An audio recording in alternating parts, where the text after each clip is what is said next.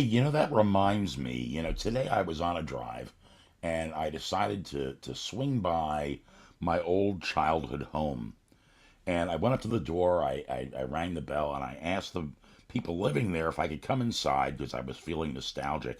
But they refused and they slammed the door in my face. Boy, my parents suck.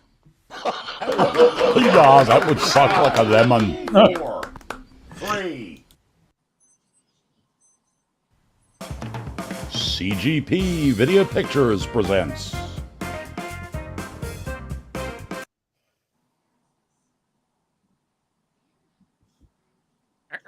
What happened there? So Technical what diffi- what does CGP? I want to know, what does CGP Productions present? It presents you, Keith. Whoa! I don't know why the opening credits stopped running. But there you go. But there you go. You get what you get, and you don't get upset. You get what you get. You don't get upset. That's exactly right. Boy, Penny would be so proud of you. Yeah, that's really weird. I don't know what happened there. This is what you get preparing the show, a week ahead of time, I guess. I don't know. That's really weird. That reminds me, today I was on a drive and I decided to swing by my old childhood home. And I went up to the door, I rang the bell, and I asked the people living there if I could come inside because I was feeling nostalgic. But they refused and they slammed the door in my face.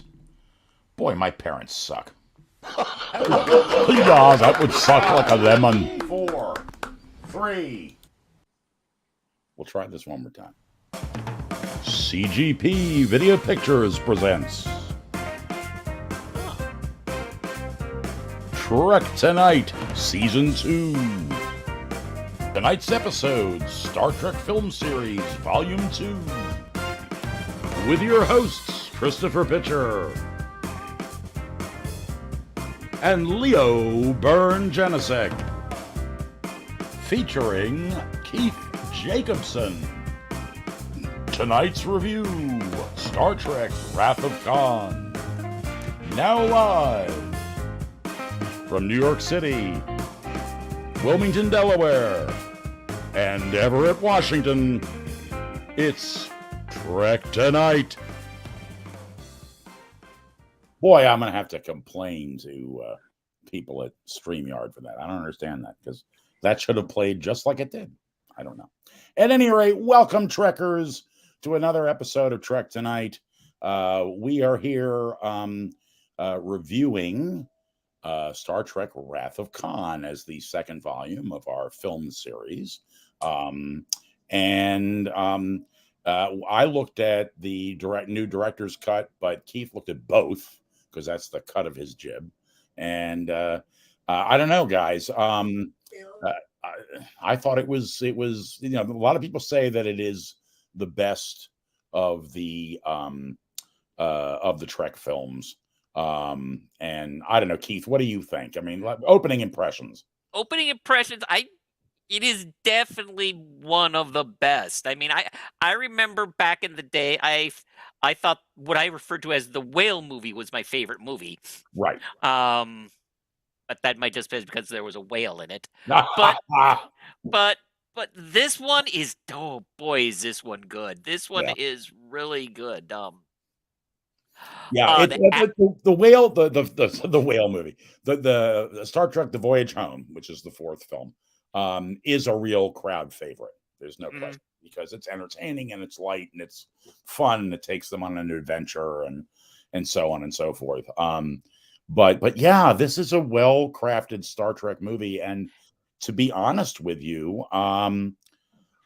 if it hadn't happened, we might not have the Trek we have today. I think that is definitely true. I mean, this is the movie I think that saved the franchise. Right. Because the motion picture was not well received, let's just say. Right. Yeah. I mean, it made a lot of money, which is the only thing that had sort of kept things alive. And they brought in Harvey Bennett, who was a successful television producer, who, as I understand it, had never seen Star Trek.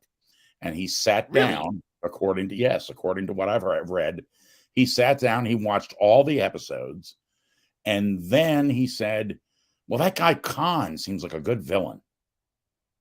And that's where we got the idea for the film. So it's interesting because he had never to create a film, and of course there are a lot of other people working on it too, but to create a film, to be at the helm of a film for a franchise you've never seen, and to hit the mark as well as he did, I think is really impressive.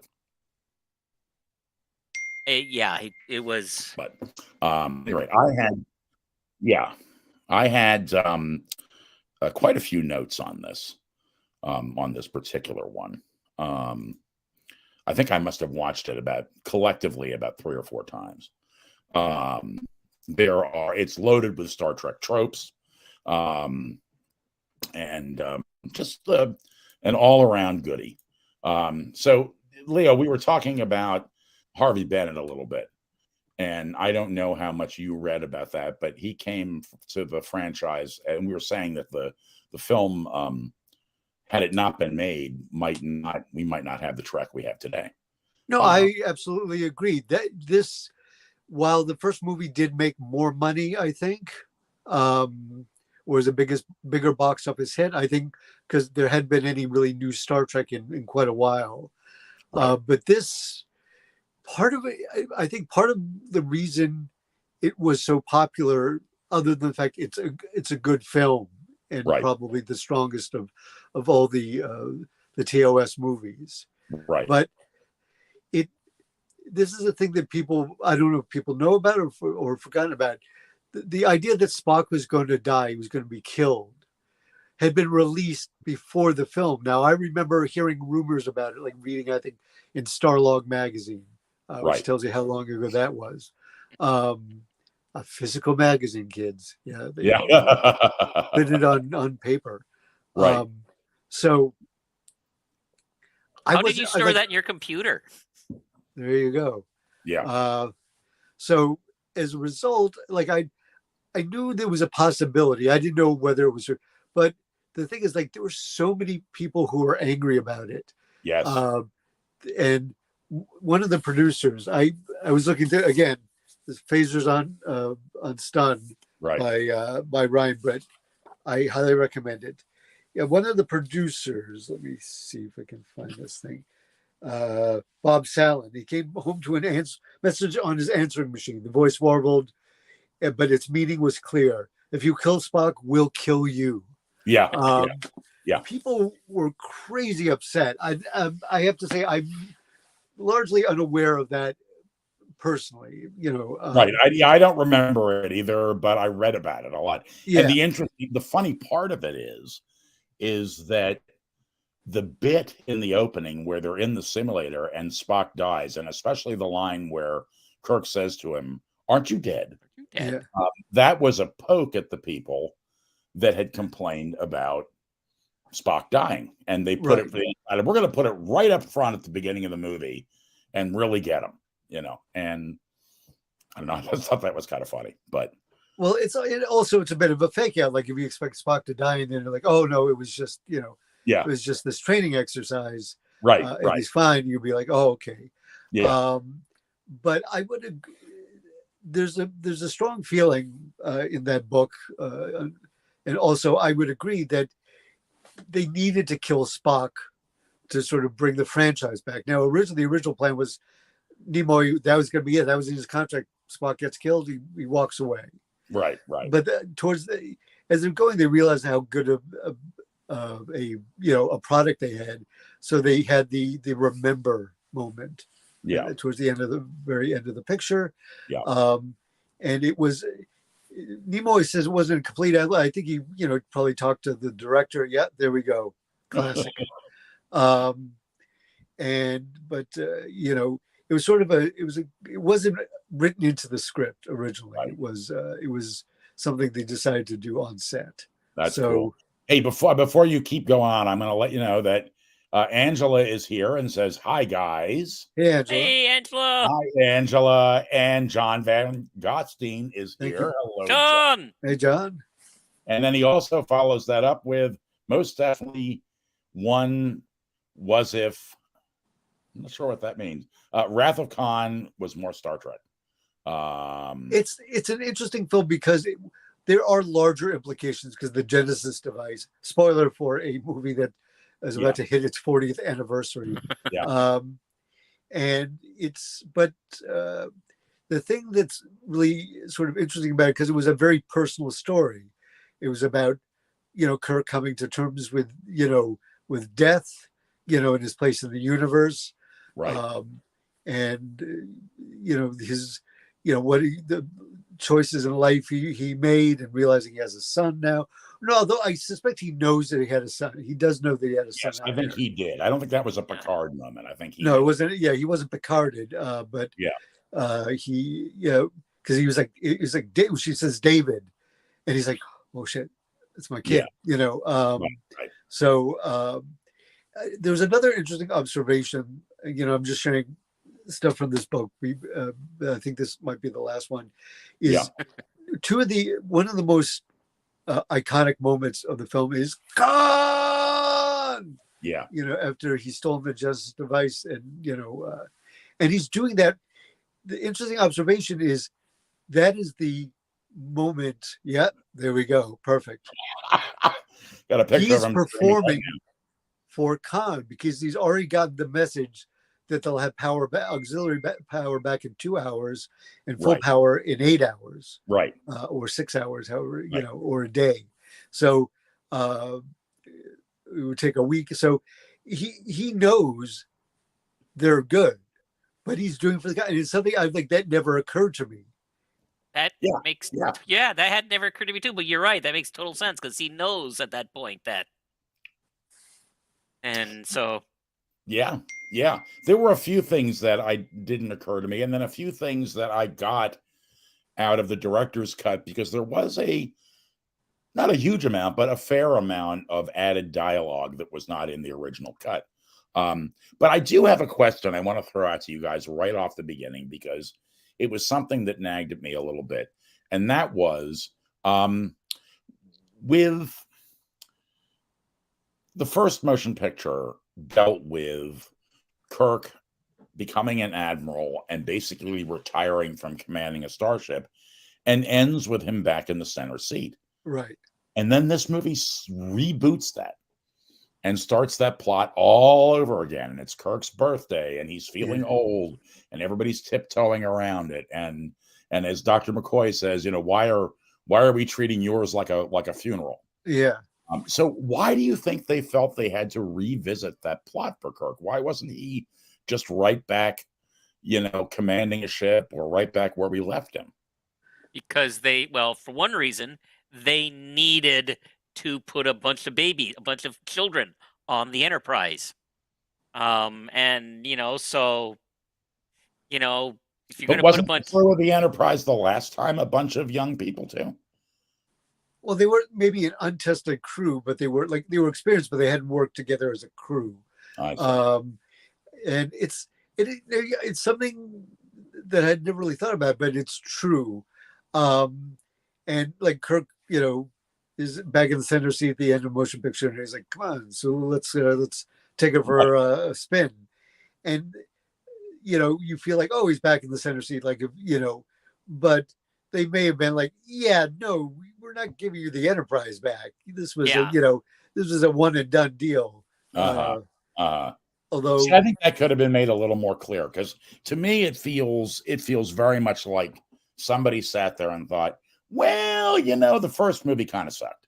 Yeah. So let's take another swipe at this story and then add some better, action and other characters too. Well, it's true. In a way, it seems to exist in a different universe than the motion picture.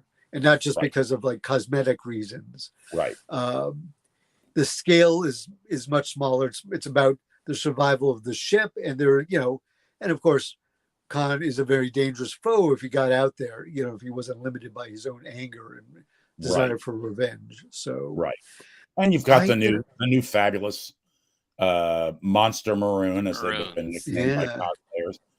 I finally got a decent answer as to why they're called Monster Maroon, and that's because of the color and because of what a bitch they are to make.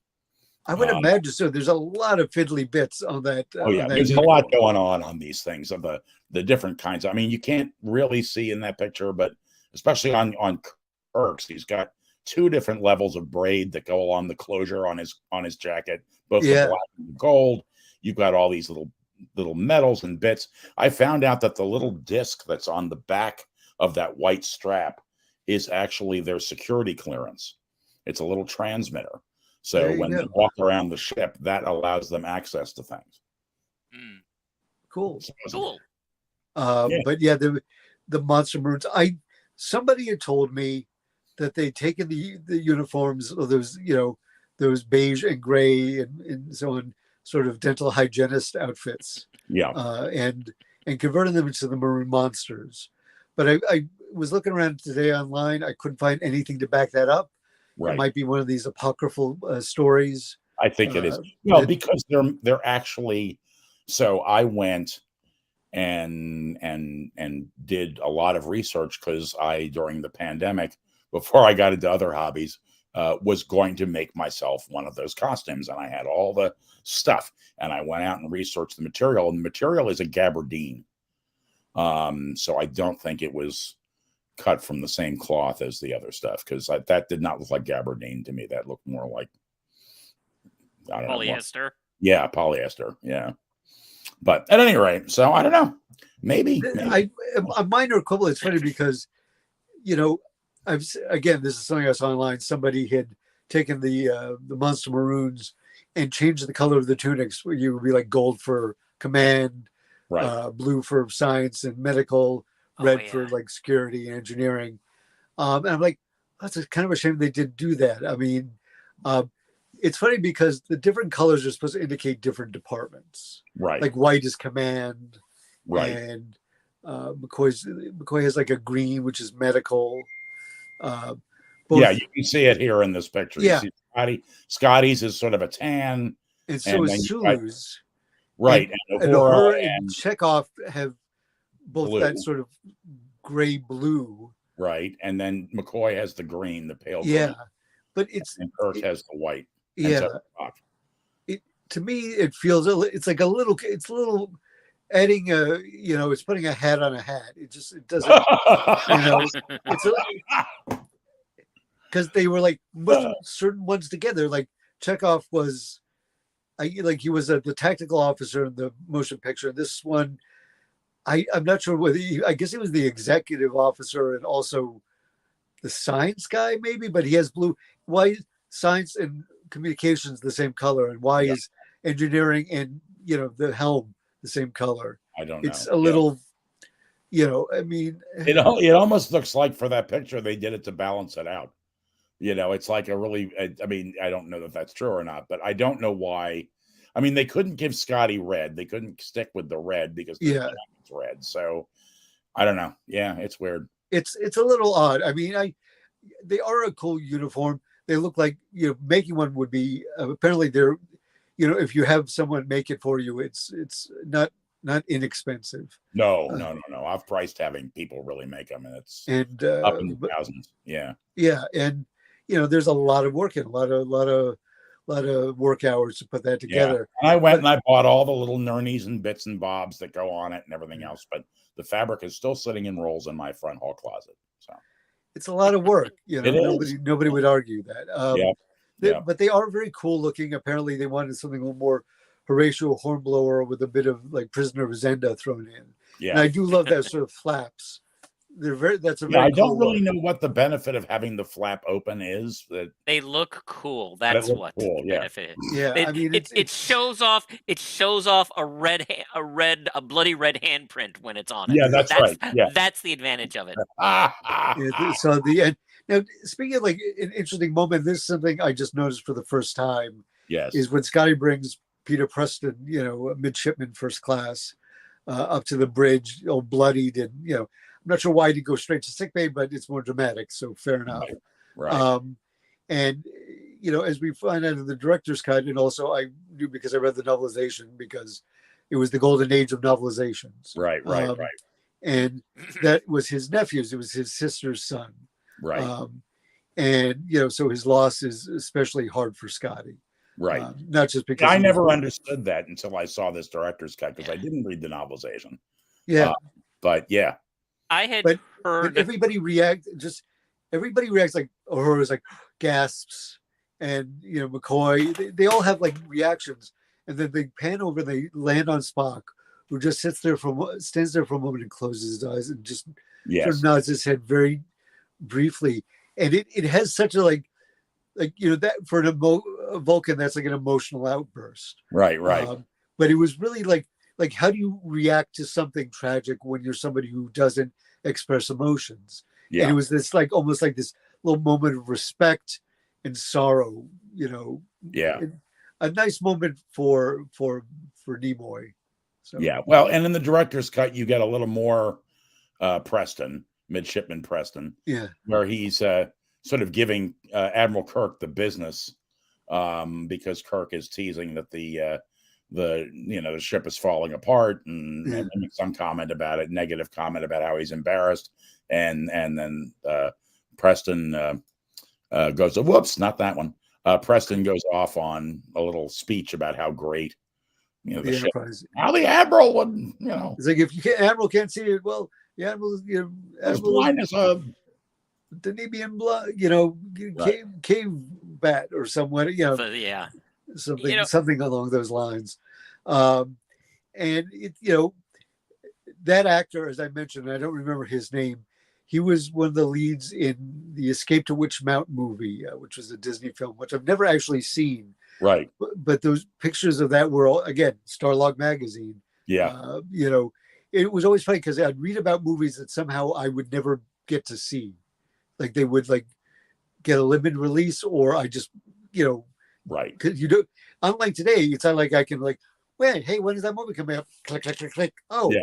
November 3rd, and then, you had to rely on printed material. That's right. I mean, you didn't have all that internet. Hey, Marty McFly is here. He has an interesting anecdote. He says that at the Las Vegas cons in the Rio, there was a 6'4" gentleman that was a movie accurate Spock strutting through the con, hands at the small of his back, like he was wandering the halls of the Enterprise. Neat. That's very cool. That is, what's also, here's just a weird little observation. Is in TOS, Spock would never say sensors, it goes sensors. Something they've made fun of a little bit on Lower Decks. But Savick does it too. She goes sensor, like it doesn't show up on sensors. Interesting. And I'm wondering if that's a Vulcan pronunciation. Maybe. Hey, what do you got? So wait a minute. One thing I wanted to mention before we get into the nuts and bolts of the movie, tropes. This film has at least two, and one of them is always my favorite, which is what I call the rule of three, which is when David says, they'll remember you in the same breath as Newton, Einstein, Surak. Yeah. Star Trek is famous for this rule of three, where they throw out two names, and then they throw in a third fictional person. Yes, I do love that. It'd be like, extinct like the buffalo, the white rhino, and the Gillian Eelbat of exactly. Yeah. Of Remulac 5, and whatever those are horrible. Those right. And then the other trope I know we got is we're the only ship in the quadrant. We had that. Yeah, that happens all the time. Yeah. The Enterprise is frequent, and I guess it sounds ridiculous. I mean, it sounds like a contrived thing, but when you think about it, like even when we watched the end of Picard, and we saw like presumably the entire fleet, like ships above a certain size. I'm sure there was a lot of little ships that never, they're not really going to show up. Class. Maybe, we did see any Cali classes. Maybe they're not using them anymore. I don't know. Anyway, so that was like a couple hundred ships. It felt like it, or like that's what it looked like to me. Let's say, being generous, because we never got like a big thing. Although I I think somebody did actually list all the different ships that were there. Of course. But let's say even 100, that's a lot of space to be patrolling. Yeah. You got to figure that a ship's area of sort of, let's call it authority, Right. is probably pretty big. Yeah. And since space is mostly empty, Right. the idea that they're the only ship in the quadrant is probably not ridiculous. Right. Yeah, no, I would. Yeah, go ahead, Keith, please. I was going to say that does make sense. I think because space is kind of big. It's like how big everyone says Texas is. It's like at least 2 or 3 times as big as Texas. Yeah. At least, maybe more. Yeah. I would agree with you, Leo. I think that certainly if you're talking about the same class of ships, and when you talk about the TOS era, only 12 Constitution class ships in the fleet all told. Right. So those got to be pretty much, and they were considered the big bad. Yeah, they were the biggest ship. They were a cruiser. Right. Now, I can't speak to it. Whether this is canon or not, but the Star Trek technical manual we got to see, and we got to see sort of a version of it in Strange New Worlds. It was like the saucer with the neck attached to a narsil. Right. And one was considered a scout, and the other destroyer. Yeah. Which presumably was heavier armed. The scout maybe had better sensors. I don't know. Yeah. And I always liked to imagine in my own head canon that was left over from the war with the Romulans. But that could be wrong. That must have been too early. Maybe not. Maybe the Klingons. I don't know. I was delighted to see in Strange New Worlds. I would like to see those again. I just think they're kind of cool, even if they're just in the background, like they're at space dock and there's one or two of them cruising by. That would be cool. The only reason I assume it had to do something with the war was just because when you think of Starfleet, I mean, I know that it's heavily based on the Navy. Yeah. But the idea of having destroyers makes a lot of sense in a World War II Navy, but doesn't necessarily so much in Starfleet. But hey.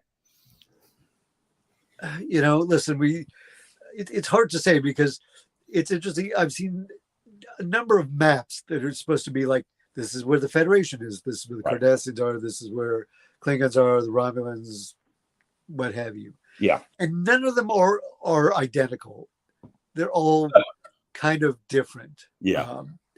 And that's the thing about this is more about the show. They'd be like, we're exploring the outer regions of the I'm going to say Shackleton Expanse, but that's something from the RPG.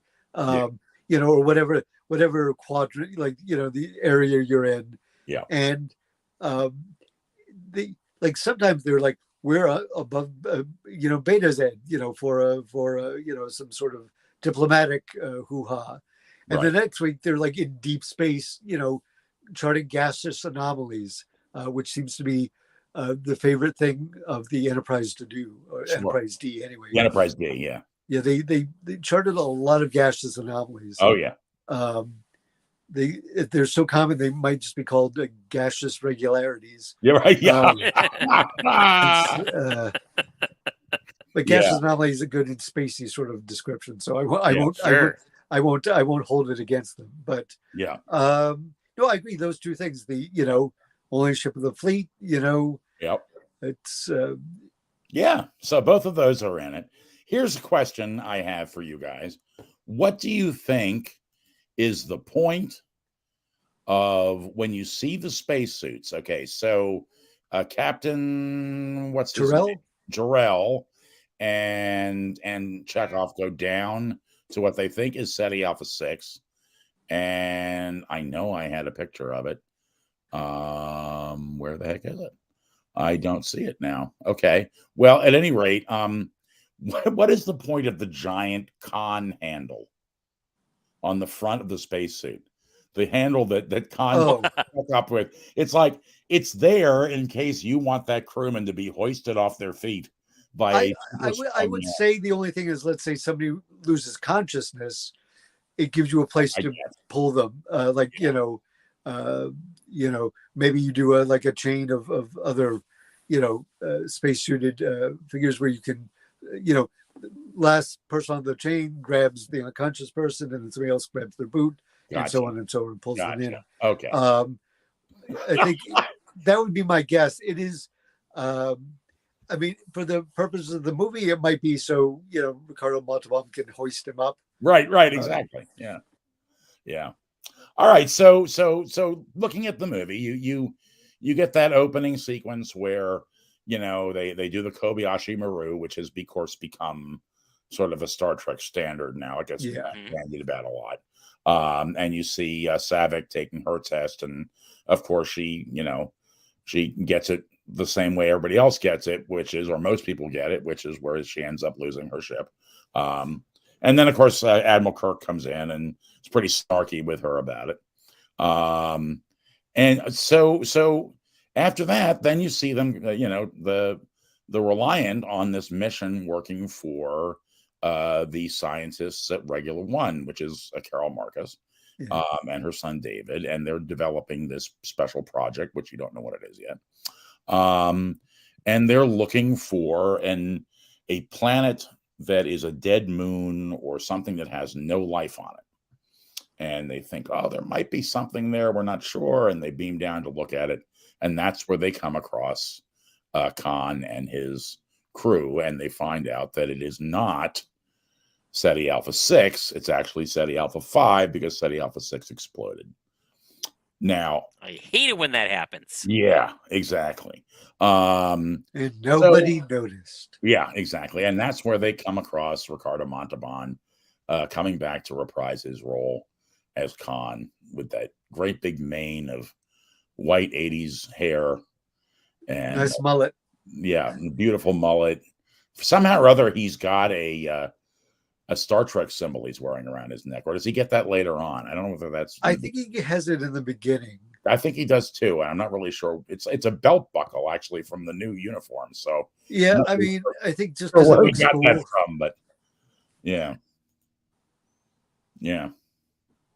Well, that's on Reliant. So that is on the Reliant, yes. So, but at any rate, let's talk a little bit about the cargo carriers, because there's interesting things there. That's how Chekhov recognizes who he thinks it might be, because he sees a safety buckle, a safety belt buckle that says SS Botany Bay. Now, I'm not really sure why Botany Bay. Yeah, I'm not Botany Bay. I'm not really sure why that would be in the cargo carrier, since they let the ship drift off. Well, maybe I think they brought some of their stuff with them. I don't know. You know. Listen, also Chekhov was not in that episode. I know, but I check that out. Yeah. But certain things you can sort of hand wave. I like to think that he was sort of lower decking it for the first season. Yeah, but it does make you wonder, was it really just because people always make this joke that Walter Koenig could scream? Do you really think that he was put in that scene because of all the crew members, he could scream the loudest?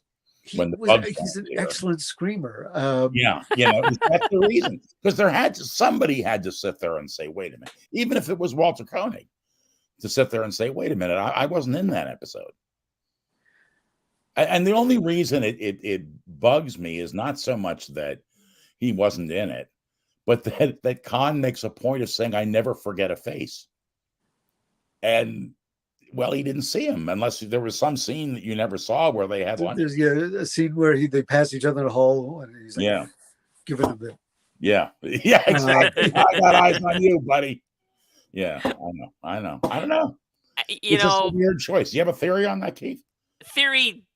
Well, I actually like Leo's theory that that Chekhov was a lower decker in season 1. But you know what? As plot holes go, I'm going to overlook this one, right? Because the rest of the movie is really fucking awesome. Mm-hmm. Yeah. Oh yeah. So there's a lot of little things that don't make sense. The idea that the Starfleet wouldn't check back, like send a ship, maybe be an orbit, like scan and be like, oh, it looks like they've built a pretty sophisticated town. Yeah, and they've got agriculture going, and there's an aqueduct, and there, Yeah. or just nobody came by, and also no astronomers noticed like a whole fucking planet blew up. Right. Yeah. Yeah. That didn't occur to me until this recent time watching it, whereby you see the Reliant flying towards SETI Alpha 6, and it's like, don't they notice there's another planet missing? Yeah. I would think. Yes, I agree. The whole SETI Alpha 6 thing, 5 thing. I'm not going to let it ruin the movie for me. I'm just not. I mean, it doesn't ruin the movie for me, but it's, when you think about it, like, wait a minute. It also, apparently they run things very loosey goosey on the Reliant. They're not a protocol ship, apparently. Yeah. Although also we got to see Mr. Kyle, another little deep cut, yes. who is now either a commander or lieutenant commander aboard the Reliant with a blue turtleneck, which means he could be one of any number of people.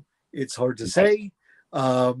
But I like saying he had his goatee, and I'm always happy for a little cameo from the original show. Hey, John Van Gostein's got a question for us. Sure.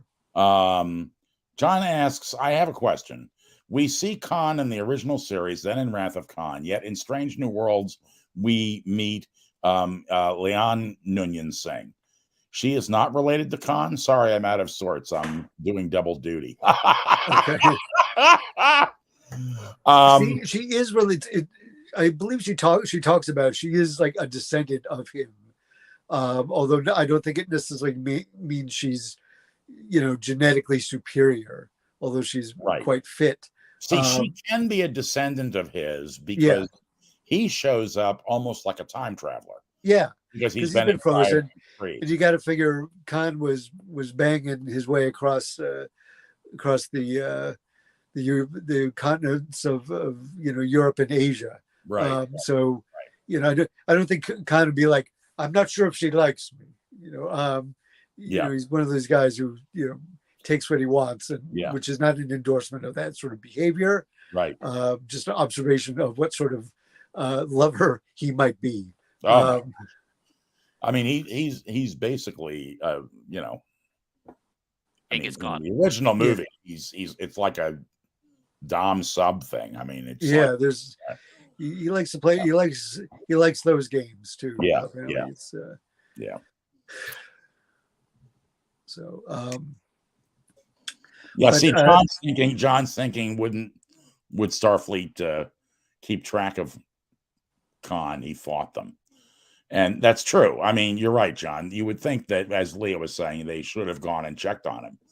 So if he was somebody who had been given, the option to live on the planet and not because he tried to, murder the captain and steal his ship, But if they had gone to check on him, then we wouldn't have had a movie.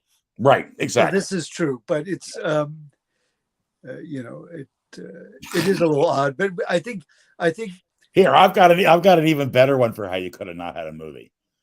Why when Chekhov realizes whose cargo carriers are in, why doesn't he just call up to the Reliant and get beamed up right inside the cargo? I don't know what maybe the transporters seem to not work for dramatic reasons. Often. Yeah, exactly.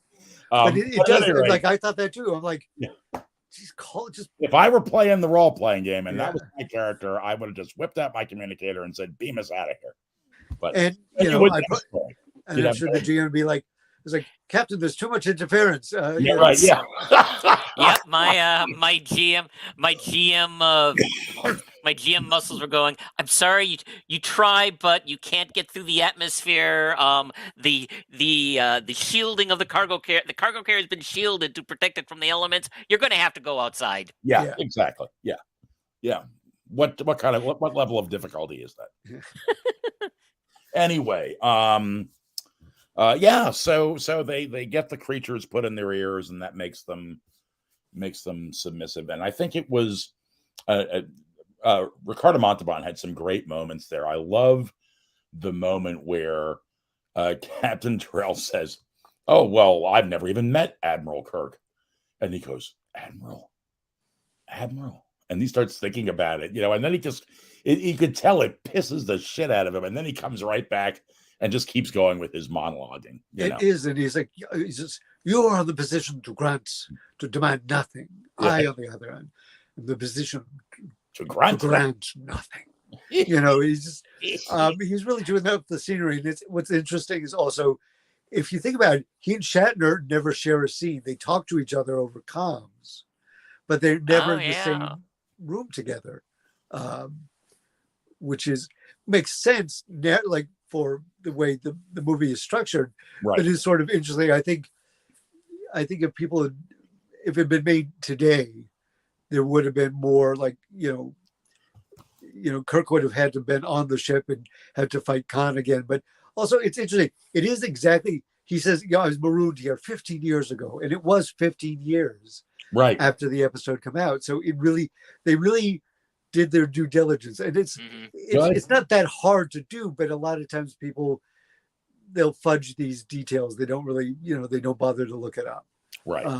Right. So I just want to go ahead. It's because Kirk is feeling old, but it's so funny because Shatner's obviously much older right now, as we all are. But like the idea that he's sort of feeling like, my best years are behind me. And I'm like, how old are you right now, Captain? Because not that's basically what Bones is saying to him. Yeah. What were you going to say, Keith?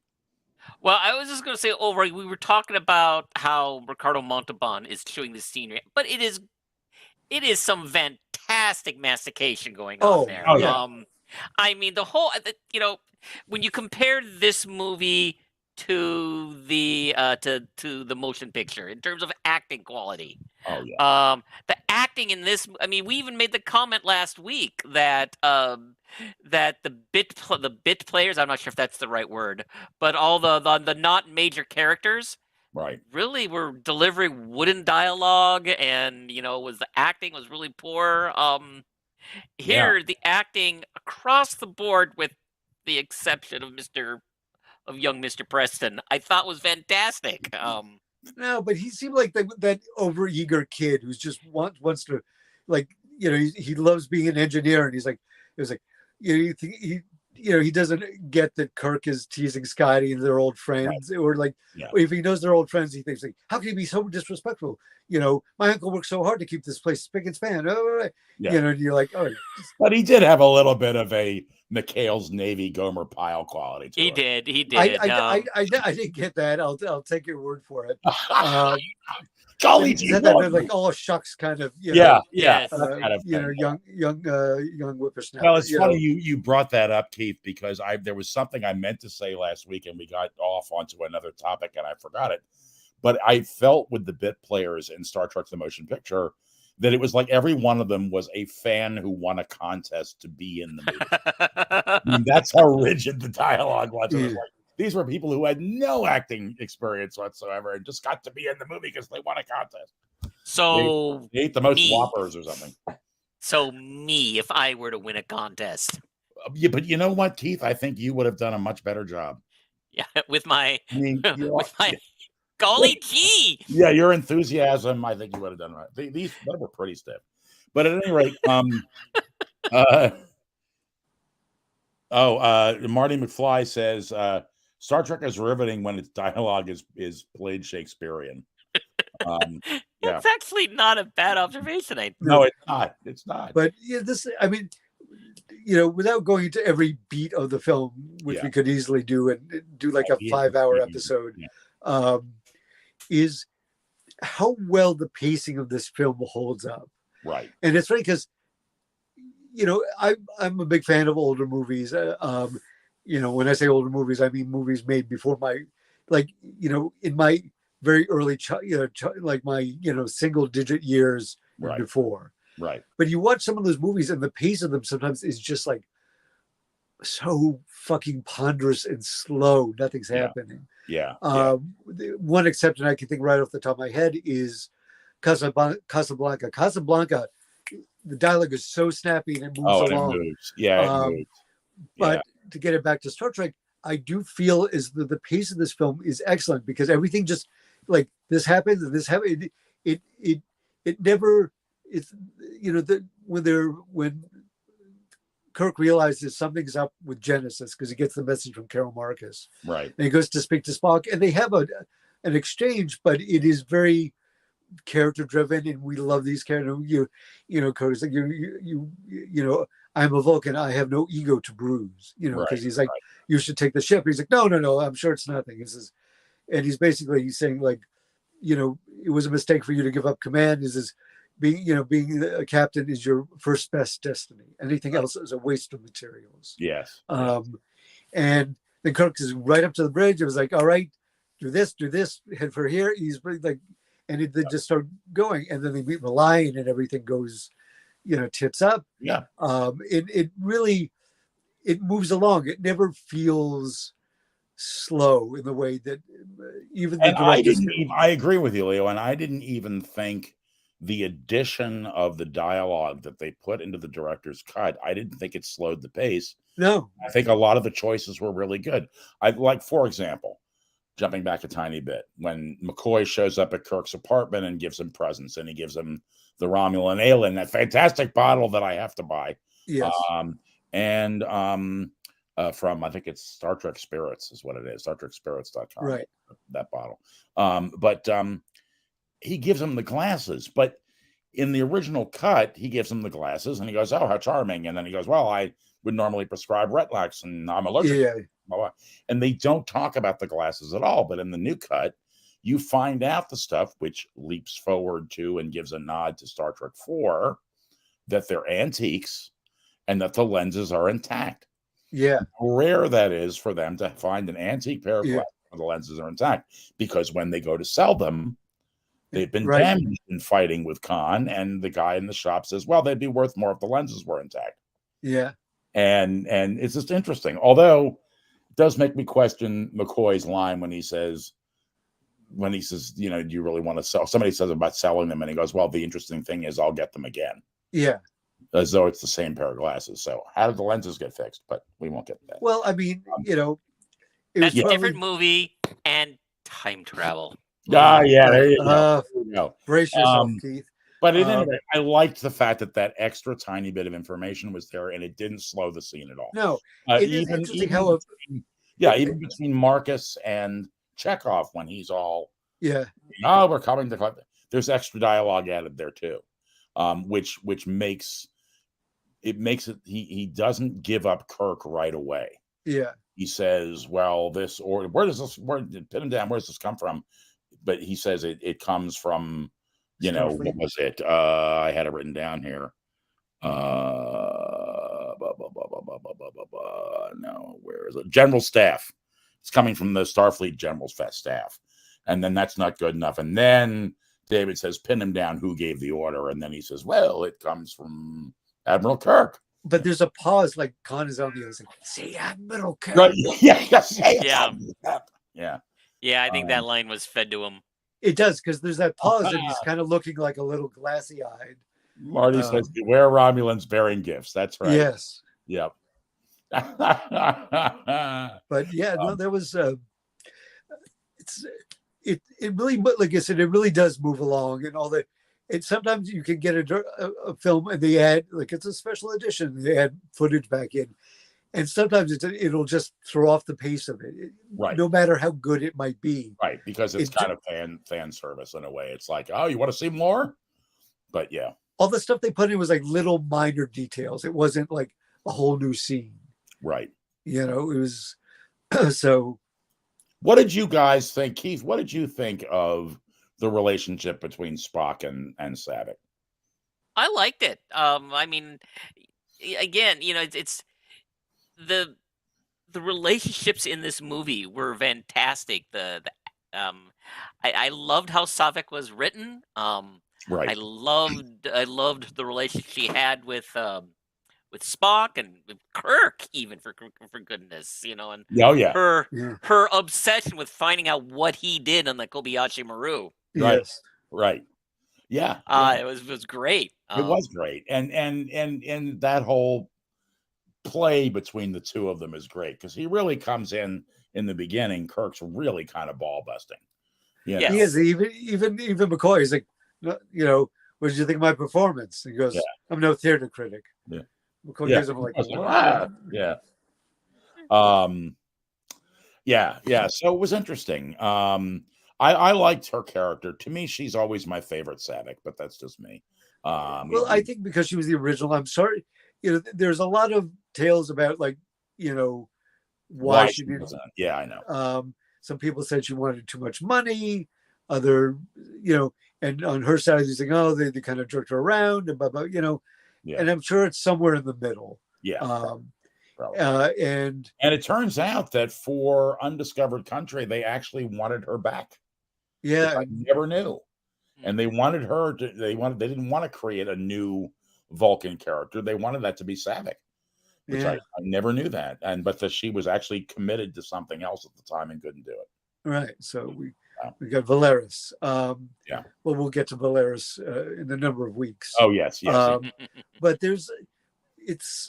I like the relationships. I liked, you know, you call them the best friends gang. You know, Kirk, Spock, and McCoy all had their banter. They felt very, you know, there was a sense of coming home, you know, because Spock, you know, was, you know, if you could say he had his sort of epiphany come to, you know, not Jesus, whatever space Jesus is for Vulcans, Serac, I don't know, moment, and where he could appreciate an emotional connection, even if he wasn't emotionally expressive. Right. He seemed like he had a sense of humor, and he had that there, you know. So they didn't really argue as much, although you know, it's funny because when they're going down, he goes, "Jim, be careful." McCoy says, "We will." Yeah. Like, I'm here too, motherfucker. Yeah. Which was a nice little moment. Yeah. There's a lot of really cool stuff in this film that we'll get to. And again, I'm going to go back and say one more thing, Fraser. So let's talk about like perhaps I have two things. One, no, I already talked about Khan. We talked about like, you know, that was Kirk playing Khan. Yes. Convincing him. In the scene between Kirk and Spock after Spock has gone in and brought the mains back online at the cost of his own life. Still gets me right in the right in the heart every time I see that. I always well up. And apparently Nicholas Meyer made them do that scene over and over and over again. It wore Bill down. And so his sort of exhaustion played like it was not like it wasn't an over the top thing. It was him being real. Which I think is kind of an interesting approach to doing it. Right. And the idea that, you know, because Kirk is just like, it just takes the wind right out of his sails. He's you know, because he's trying to go in there and there. He's like, and I remember when I first saw him, this guy says, he's already dead. And I was like, oh shit, like his body was lying there, but they got you know, then we wouldn't have gotten that amazing scene. Yes. There you go. There we are. There's the holding Kirk back. Yeah. Go flood the compartment. Yeah. He's already dead. But what a great scene between these two. Oh yeah. Actors and characters. It's great. And I even love, as we'll talk about next week, that they repeated at the opening. Yeah. To, you know, just to give you that, like it's a part of a file somewhere. Yeah.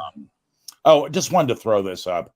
So this scene, which I don't think I think this picture is a setup, because I don't think this was ever in the movie with all of these characters like this. No, I don't think so. You know, with Terrell sitting there and McCoy in the background and all that. But it shows you that great jacket. Yeah. Kirk's got on there. And I just that bomber jacket, yeah. That bomber jacket, that spacey bomber jacket thing. I think that is so cool. And call that thing a red velvet cake because it is delicious. Yeah. Also, what's interesting is you could see it in Kirk. He had like the solar system in a patch, right? And that's the Sol system.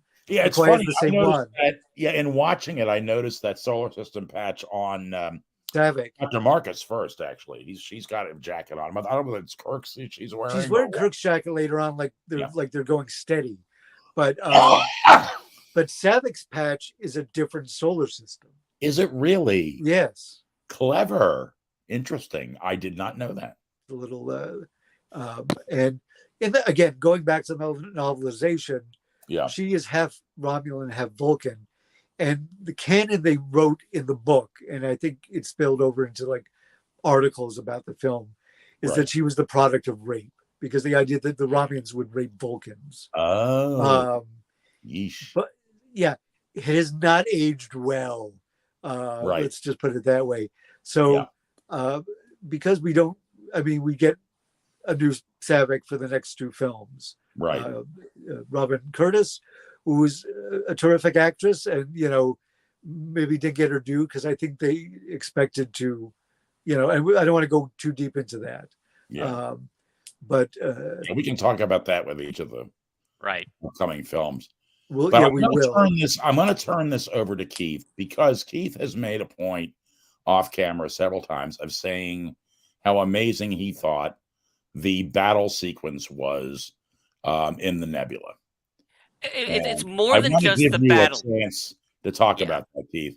There's actually two battles in here in this movie, and they're both done spectacularly well. Right. And in ways that we rarely get in modern Star Trek. We've got the first battle where Enterprise meets Reliant. Right. And just the way it's structured, it's almost structured as you've got regarding that first battle. Now, it's also like there's a part A and a part B of that battle. Part A is Kirk and Enterprise blindly sailing into Reliant's trap. Right. And there's all sorts of warning signs going on. The video cuts back and forth between Kirk and Khan, Kirk Khan, until finally all hell breaks loose. There he is. And then you get the repeat in part B, where now it's Reliance sailing into Kirk's trap. Right. And just the tension of those two battles just gets built up. There's the first. There's your first one. There's the first one. Yep. Before they fire. Yep. And we're just one big happy fleet. That's right. Yeah. I'm Ricardo. And then Khan does just the exact same thing, except he's not realizing that Kirk is stalling. He sails into the trap that Kirk sets. Right. And the tension of that battle is just amazing, and it ends up being a draw, and they end up going their separate ways to do repairs, and we come back for round 2 in the Nebula. Right. And then then we get the Nebula battle, which, as Leo has pointed out, is very much a sub versus sub battle, where they're all thinking around, and it's tense. There's moments where torpedoes are firing and phaser shots are fired, missing each other closely, and finally they get the part where they figure out that how to beat Reliant, and so they come up, and we get that final heroic shot of Enterprise rising up behind. That one, right? Rising up behind Reliant, and just beating Reliant, and the fight's over, and then we win, and we have the other stuff going on. Right. Now, if you contrast, let's say, to the final battle, not the final battle, but the battle of Saul of the space dock in Picard season 3, right. You've got, and Star Trek does this a lot. They think that by throwing in a bunch of ships makes the fight bigger and better and more epic. It just makes it confusing. Right. This you've got combatants that you can follow closely. You can understand what's going on. You understand it's there's real stakes, because because you get off all these when you got Preston dying, and you got people dying on either side, and you get to see those deaths.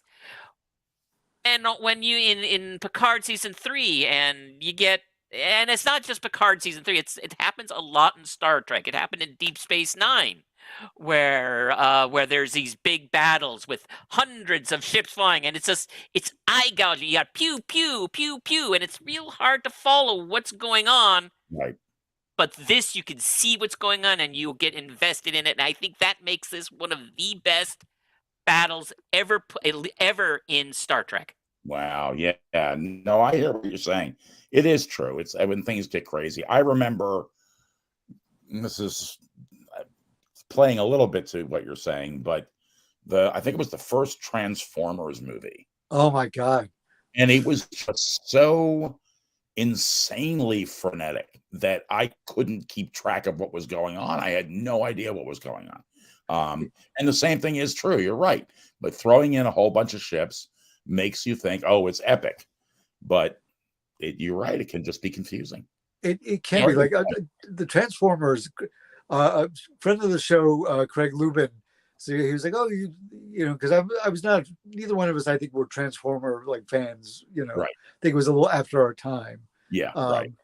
But he's always robots. It's cool." And I'm like, "Okay." And I went to see it, and it's like these robots look so much alike. I'm like, who am I rooting for? Because it feels like they're just fucking up Chicago, and I don't want either of these guys here. Yeah, right. Yeah.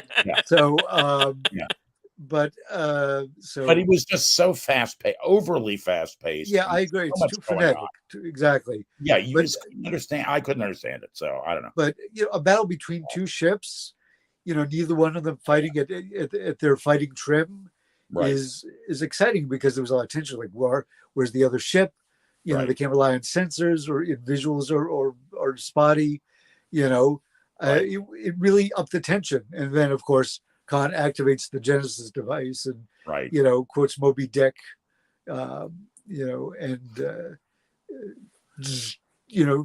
twists the thing and turns the tube and pushes it in and does all that business. And then they pick up the signal, and they're trying to get away because they don't have warp, and they can't, and they're not going to make it. And it's really tense. It's even David, who was like, science has always been pawns of the military, Yeah. He looks, because Kirk looks at him. He's like, somebody said, "Are we going to make it?" And Kirk looks at him. Like, just shaking his head like, "We're not going to make it." Yeah. But it was a great scene. And then of course Spock does his bit. Kirk all of a sudden realizes when he hears, "Jim, you've got to get down here." Yeah. He looks over and he notices that Spock's gone, and then he realizes, oh shit, Spock went to do something, and he gets down there. And then he realizes Spock went in there and took a bath in the radiation, and a little face wash there, and ended up, dying to save the ship. But I always wondered this, and I'm sure it's not true, but it always made me think, when all of a sudden the mains come back online and they've got warp drive, is going to warp part of what kills him, or just being in that room with the radiation? I think being in that room. Yeah. Okay. I think so. I don't think it's like if they waited, like given him like 10 seconds to get out, it would have. Yeah. Right. Yeah. Yeah. I think he took a lethal dose of some very powerful Hollywood radiation. Yeah. And that's the worst. It is. But again, going back to it, it's like Shatner's, like, you could see how tired Kirk is. Right. And apparently that was Shatner being worn out. Yeah, that's great. Like, it smoothed out any of his, like, and Shatner can chew up the scenery as well as anybody, maybe even a little better. But he was so beaten down that it was so authentic between him and Nimoy, who is a much subtler actor, with all due respect. But that whole scene, it never fails. Like, I'm getting a little verklempt thinking about it. And they have that great exchange. And you see Kirk just slumps against the glass. the chamber, and you can tell he's kind of been broken. and Right. they have that they shoot him out of the photon torpedo, and he gives him the eulogy. But when he was all the souls I've met in all my journeys, he was the most. And he goes, you could see him like Bungling trying the to word. hold it, Yeah, trying just to hold it human. in. And it was Yeah.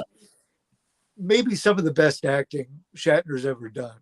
Yeah. Because it's so, it feels so authentic and real.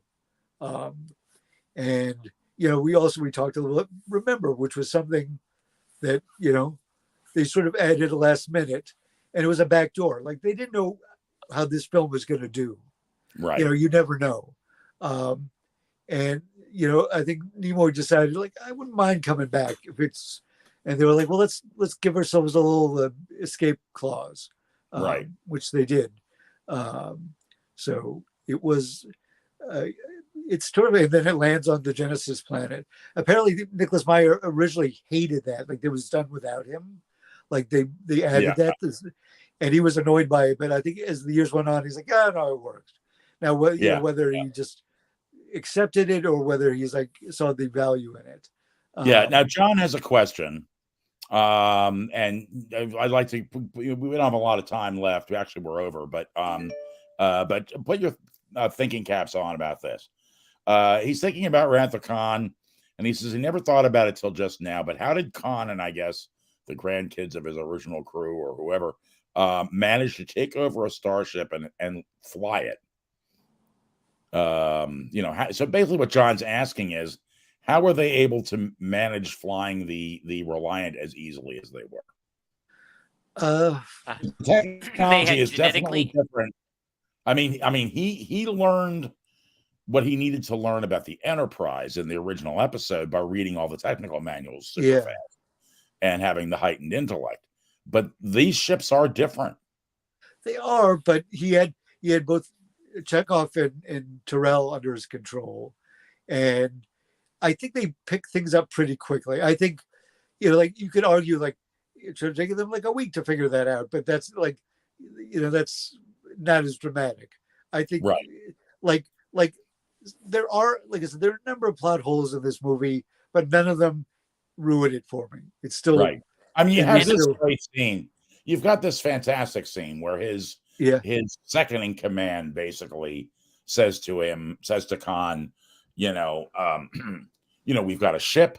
We can go where we want. You've defeated the plans of Captain Kirk. Yeah. And we can go anywhere we want. We have Genesis. We are, but no, Khan wants revenge. That was his fatal flaws. He couldn't let go. Like he wasn't like, he wasn't like, I'll go back and kill him later, or I will chase him round the moons of Nibia, around Antares maelstrom, and through perdition's flames before I give him up. Moby Dick much? Yeah. That line. Actor was in a show. It wasn't called Starman, but it was this sort of space Jesus. He wasn't. I call him Space Jesus, but like some alien who's got sort of cool powers that comes to Earth, and the guy who plays his second command. I think the character's name was Joaquin. I think, but he was like, it was an NBC show, and it didn't like a lot of NBC sci-fi shows. They didn't last that long back then. Right. But I remember him from that. And here's a bit of trivia. All the other beefy dudes who were part of his crew, and I've told Chris this, I don't know if I've asked Keith, they all shared a profession. Do you know what that profession was? Not a clue. Not a clue. They were Chippendales dancers. They wanted big cut dudes to be part of his crew, and I don't know whether somebody in the casting part was like, actually, I think, I know a place where we could go. So that is awesome. Oh my goodness, you're gonna kill me. A little nugget from Star Trek lore. But yeah, and here's one other little nitpick, and then we can sort of wrap things up. Yeah, think about the Kobayashi Maru, and this never really occurred to me until I just watched it. So they're near the neutral zone, and then 3 Klingon ships appear. Right. Why are they Klingon ships and not Romulan ships? Because we don't have a neutral zone with the Klingon Empire. We have it with the Romulan Star Empire. Right. Boom! Yes. Yeah. Answer me that, nerds. Yeah. Yeah, that's a very good point, Leo. And you know what? I didn't even think about it. I suspect because since they used footage from the motion picture of the Klingon Katenga Right. battle cruisers, because they had those models and that footage, and they didn't want to have to build all new Romulan models. That's probably why. Right. Right. Well, I didn't go back. I think you're right, because I didn't go back. And when they had this great scene with them all coming aboard the Enterprise, Uhura and Sulu and Dr. McCoy and Admiral Kirk in the little shuttle pod, I didn't go back and look at it, but boy, did when it connects to the side of the Enterprise, it looked exactly like the one from the motion picture. And waste not, want not. If they just reused that footage. I'd have to go back and really look at it side by side to see if it's the same. I'm sure they did. I'm sure that whole sequence was reused footage. Yeah. I mean, I'm sure there was some shots of the Enterprise were reused footage as well. So right. This Enterprise a truncated version of the startup. Yes, it wasn't the full Starship port. It was more like like a preview. A sneak preview that you can see before you pay for the porn. Yes. Right. Yeah. If you like it, click on this link. You click on this link. More Enterprise. Yeah. But yeah, it's again, all these quibbles are meaningless. It is still, I think, the best. Yeah. No. Well, we didn't even get to my thing about the prefix code. Oh yeah. Buttons on the when they're entering the code to take over Reliance command console, it's toggle switches. Yeah. Which means you can only flip a number once. Yeah. So you can only trip one once. You can't have like the number be 511322. Right. Because you can only flip the 1 and the 2 once. Think about it. Yeah. Well, also, like how often you use a toggle switch these days? Yeah. Well, why it wouldn't be a numeric keypad is just crazy. Yeah. Well, again, it's any science fiction is a reflection of the time it was made. So the idea of like having sort of like these cool light up toggles. Yeah. Seem like, for visual, it's fine. It should be a keypad. Absolutely. Yeah.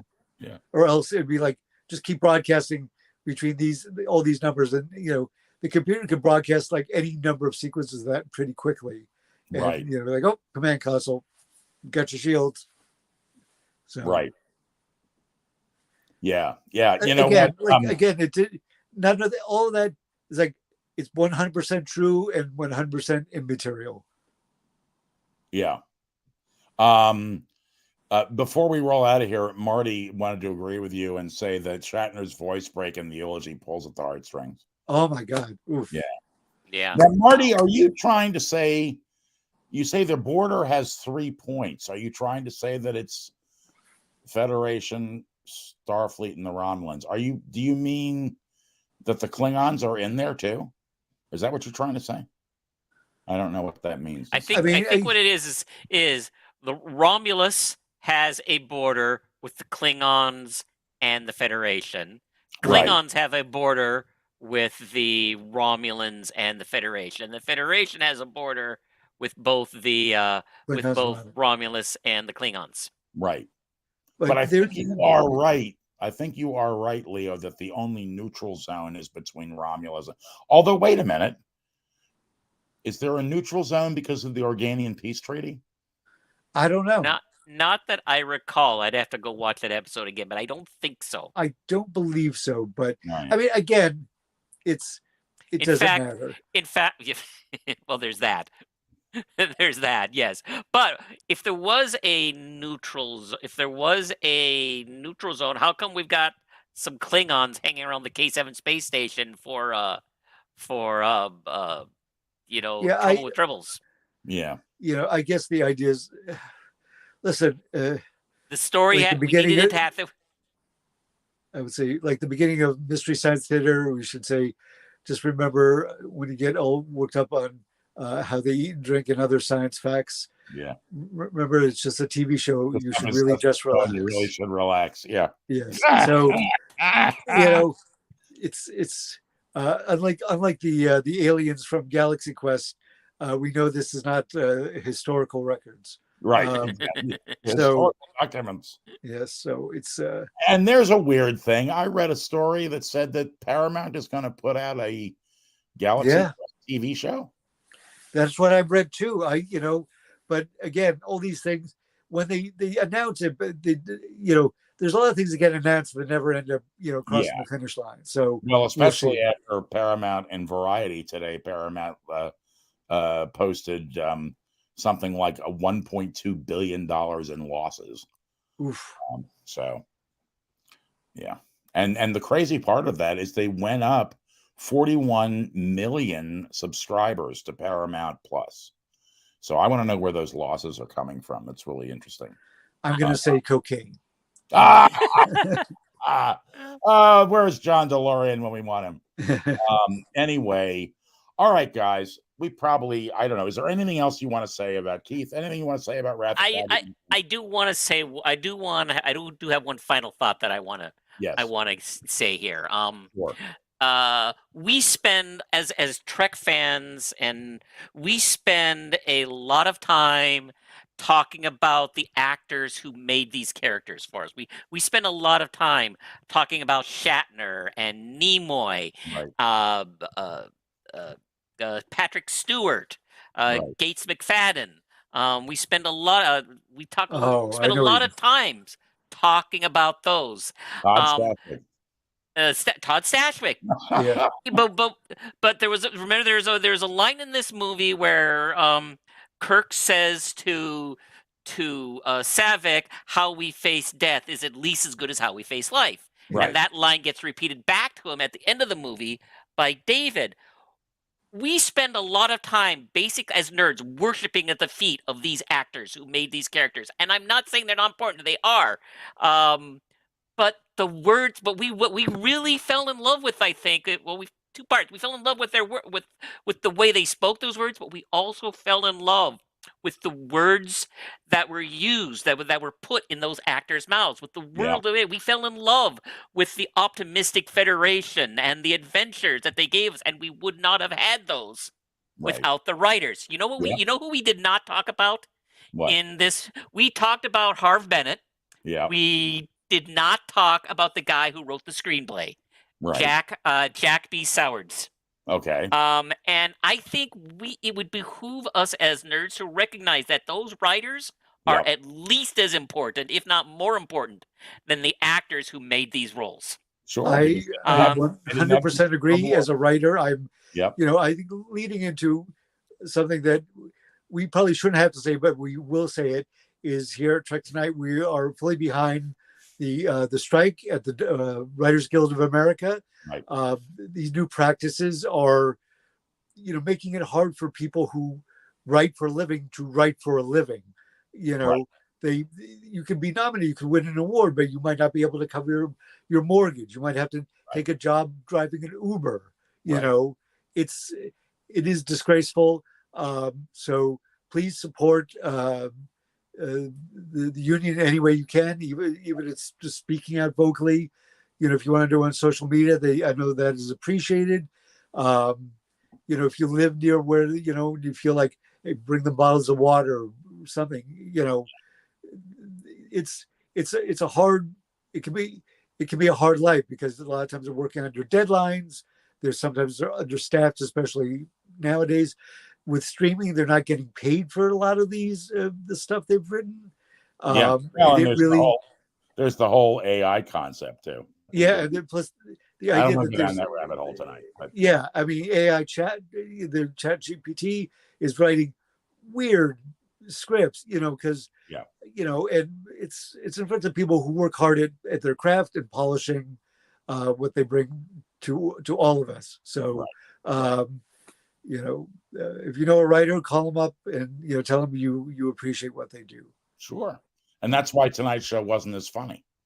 Exactly, we didn't have enough staff of writers here to work on it. Yeah, well, we almost had to go dark, but at any rate, as we said, you get what you get.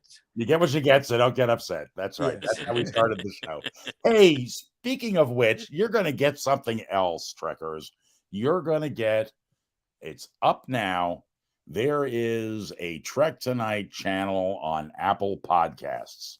Yes. And you can go now and get the audio version or the video version of episodes of Trek Tonight. Now, I'm going to ask you guys, because right now there is one episode listed as a video podcast and one listed as an audio podcast. The video podcasts take up a lot of room and they have to be compressed. So therefore, what you see here, whether you're watching on Facebook or YouTube or Twitch, is going to be a better visual quality. But the audio in the audio podcast version it's fantastic.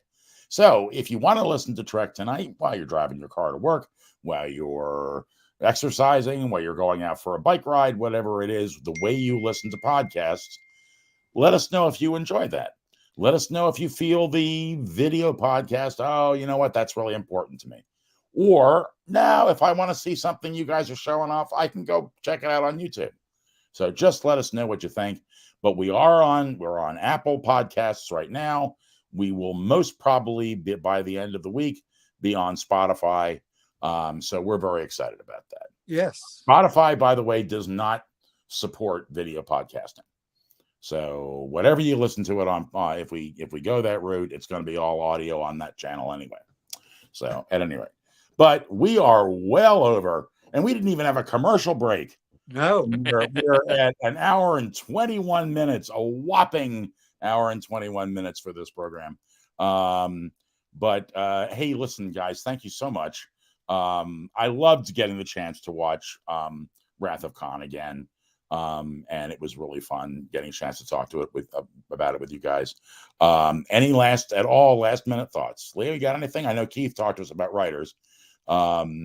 Anything from you on the movie? What else? I had something else, and now it's dribbled out of my ear like a Cindy Alpha's ear. And because I definitely wanted to talk about the writers' strike, and I'm glad we covered that. Yeah. Thank everybody. Thank you all for those of you who are watching, who watch regularly. We really appreciate it. We love Star Trek, and while we might have slight quibbles with certain things, ultimately we love it. We love it, warts and all. Right. And you know what to do. Like and subscribe if you have not yet, and hit notifications. You know that routine. Yes. That only helps the program. But yeah, I mean, we tend to be on the positive side because ultimately, while we may have, as Leo said, quibbles with certain things, we love Star Trek, and we love a lot of, we loved our Star Wars stuff too, what we did. Yes. By the way, happy May the 4th be with you. Oh, yes. Oh, that's right. And ironically, not only is it May the 4th be with you, but it is our 1-year anniversary for Trek Tonight. Yes. So it was the first Thursday of May last year. We did our first episode. That's right. It is ironic that we did our one of our Mandalorian episodes on First Contact Day. Yeah. That we should be doing a Star Trek episode on May the 4th. So, well, that just goes to show you how much we love our science fiction. We do. We're big fans of both franchises. Anybody who says you have to choose is ridiculous. Like what you like. There's nobody should tell you whether it's that you can only like one thing or the other. I like what I like, so go ride a bike. There you go. Exactly. You just come up with that, or is that one of the other? No, I just pulled that out of my. That was pretty good. Pulled that out of my space anus. There you go. Yeah.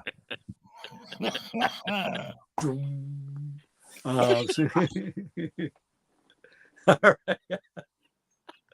I think we broke Chris. God, I'm dying. Yes. I'm dying here. There you go. All right, guys.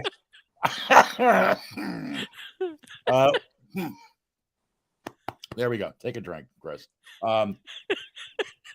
Yeah. All right. So we'll see you all next week at our new time, 9:00. I'm glad people were able to find their way, because I was spending my whole afternoon feeling like I was late, because it was like, normally when I would have been in the studio and I was still having time to have dinner with my family. But yeah, 9 o'clock next week, next Thursday, we will be doing Search for Spock. Yes. The next in the series. And that should be a lot of fun. So Keith, again, thank you so much for being here. Yes. And Saber, thank you. He looks like a giant in comparison. He's like right in the camera. All right. At any rate, so we will see you all next week.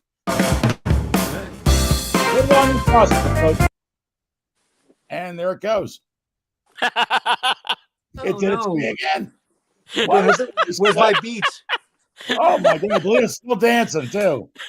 Hang on. I can't I gotta stop. fix this. That's just crazy. There we go. Outro.